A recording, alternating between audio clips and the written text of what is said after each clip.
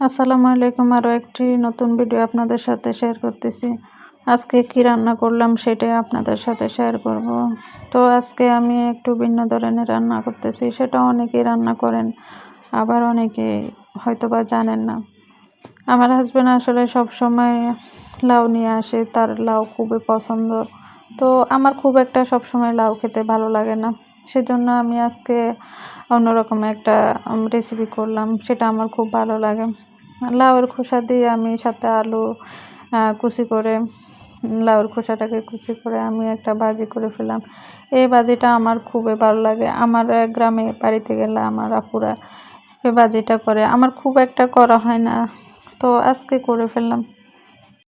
তো এই ভাজিটা আসলে যারা একবার খাবেন তারা আসলে বুঝতে পারবেন যে এটা যদিও বা নর্মাল একটা ভাজি হয়, কিন্তু তারপরও মানে খুবই অসাধারণ হয়, খুবই মজা লাগে আমার।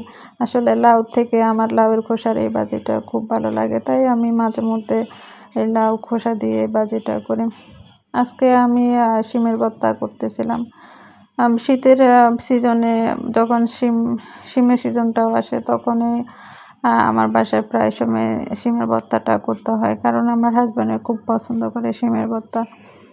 তো তাকে যদি প্রতিদিনই শিমের ভর্তা দেওয়া হয় সে কিন্তু আসলে নিষেধ করবে না, কারণ হচ্ছে যে সে এতটাই পছন্দ করে।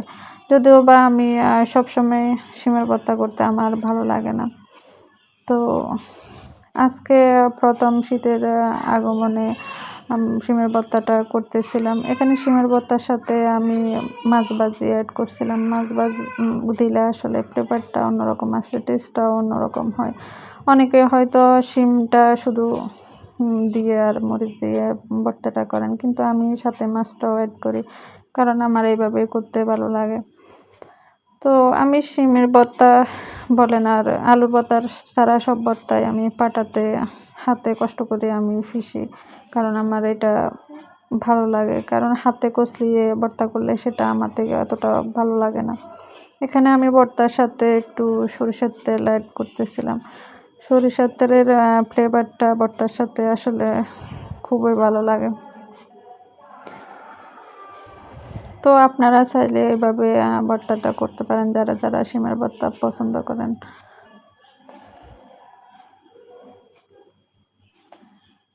আমি এখানে মাছ দিয়ে একটা চচ্চড়ি করছিলাম, কারণ বাচ্চারা তো মাছ হয়তো মাংস একটা না একটা মানে ওদের জন্য রাখতে হবে।